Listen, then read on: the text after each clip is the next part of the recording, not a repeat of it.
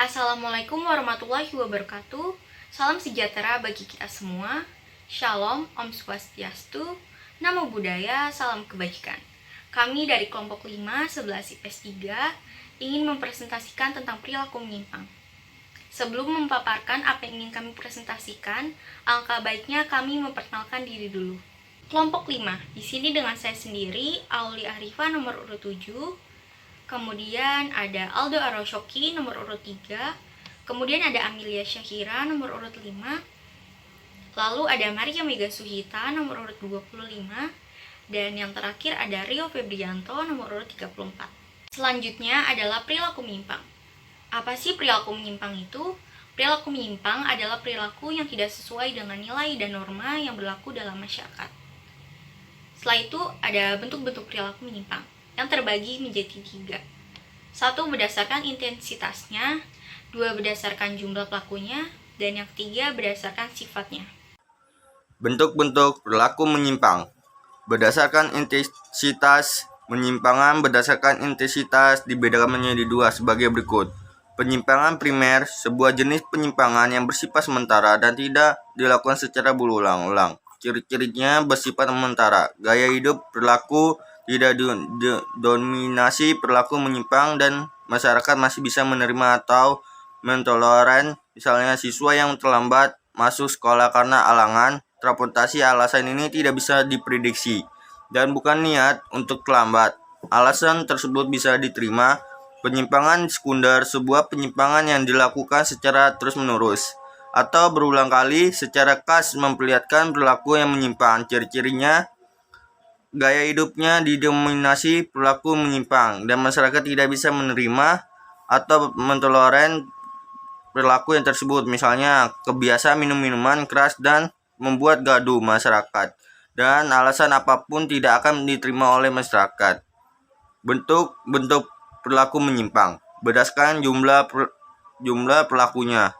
Penyimpangan dikategori menjadi 2, yaitu penyimpangan individual terjadi jika seorang secara perorangan melakukan penyimpangan dari suatu bagian kebudayaan yang telah mampang secara terang-terangan. Individual tersebut menolak norma yang ditetapkan, contohnya penyalahgunaan narkoba. Penyimpangan kelompok merupakan aktivitas yang bertentangan dengan norma yang dilakukan secara kolektif.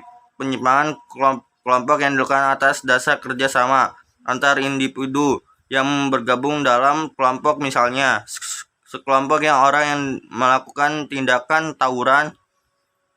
Bentuk-bentuk perilaku menyimpang berdasarkan sifatnya. Menyimpang berdasarkan sifatnya dibedakan menjadi 2, yaitu menyimpang positif. Penyimpangan sosial memiliki dampak positif terhadap sistem sosial yang dianggap ideal dalam masyarakat. Misalnya, seorang ibu menjadi tukang ojek yang untuk menambah penghasilan keluarga.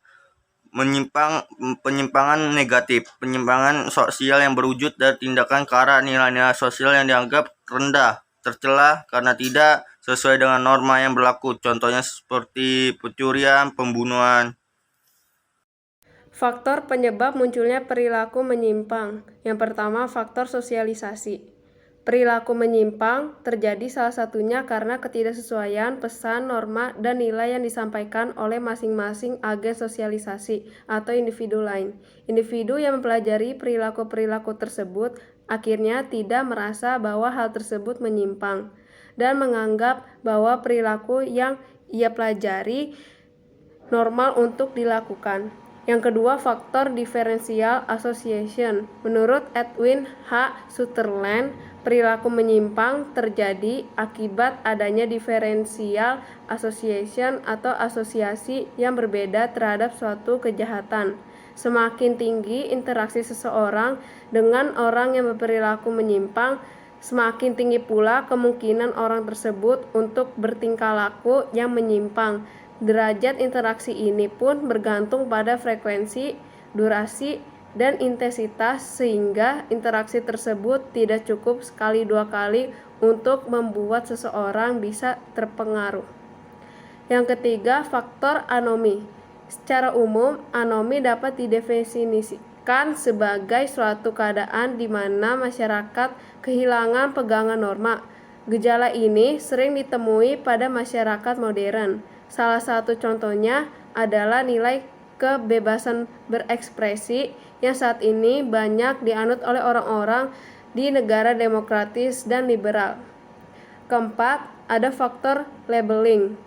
Faktor ini menyebutkan bahwa perilaku menyimpang muncul karena adanya cap, julukan, atau sebutan atas individu yang melakukan suatu perbuatan yang dianggap menyimpang. Bila kita memberi cap terhadap seseorang sebagai seorang yang menyimpang, maka secara tidak langsung cap atau sebutan tersebut akan mendorong orang itu untuk berperilaku yang menyimpang pula. Analisis perilaku menyimpang menggunakan teori sosiologi. Yang pertama ada teori differential association dari Edwin H. Sutherland.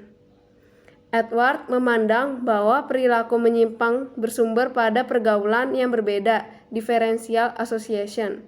Artinya, seorang individu mempelajari suatu perilaku menyimpang dan interaksinya dengan seorang individu yang berbeda latar belakang, asal kelompok, atau budaya. Analisis perilaku menyimpang menggunakan teori sosiologi. 2. Teori labeling. Perspektif labeling mengetengahkan pendekatan interaksionisme dengan berkonsentrasi pada konsekuensi interaksi antara penyimpang dengan agen kontrol sosial. Teori ini memperkirakan bahwa pelaksanaan kontrol sosial menyebabkan penyimpanan, sebab pelaksanaan kontrol sosial tersebut mendorong orang masuk ke dalam peran menyimpang. Ditutupnya peran konvensional bagi seorang dengan pemberian stigma dan label menyebabkan orang tersebut dapat menjadi penyimpang sekunder, khususnya dalam mempertahankan diri dari pemberian label.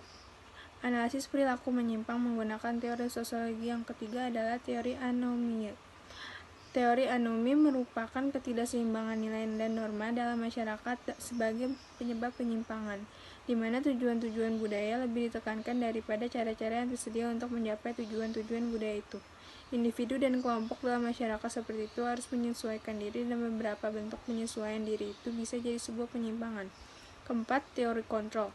Perspektif kontrol adalah perspektif yang terbatas untuk penjelasan delik konsekuensi dan kejahatan. Teori ini meletakkan penyebab kejahatan pada lemahnya ikatan individu atau ikatan sosial dengan masyarakat atau macetnya integritas sosial.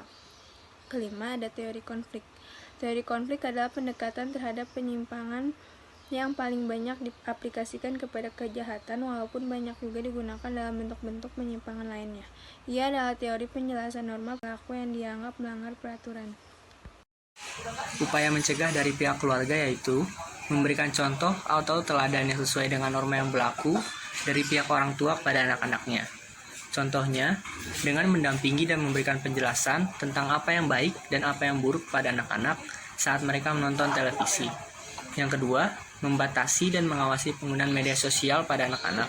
Yang ketiga, memberlakukan punish and reward dalam pola pengasuhan anak. Selanjutnya, mengajarkan dan memberikan pelajaran agama yang baik kepada anak-anak. Selanjutnya, meluangkan waktu dan perhatian kepada anak-anak saat mereka bermain dan mengerjakan pekerjaan rumah dari sekolah. Yang terakhir, upaya untuk mencegah dari pihak masyarakat. Masyarakat bisa menjaga keamanan dan ketertiban lingkungan dari pengaruh negatif yang ada dengan cara menggalakkan Kamtipnas atau keamanan dan ketertiban masyarakat guna menanggulangi penyebarluasan obat-obatan terlarang dan tindakan asusila. Selanjutnya dengan cara memperbanyak kegiatan kemasyarakatan yang positif seperti kerja bakti dan pengajian. Selanjutnya, mengadakan pertemuan rutin setiap minggunya untuk membahas persoalan yang terjadi dalam masyarakat dan mencari solusinya. Kemudian, memberlakukan peraturan yang bersifat memaksa pada setiap individu di lingkungan tersebut, seperti pemberlakuan jam belajar dan jam malam. Yang terakhir, menetapkan suatu sanksi sosial kepada setiap pelanggaran norma sosial yang terjadi dalam masyarakat. Sekian dari kelompok kami, atas perhatiannya kami ucapkan terima kasih.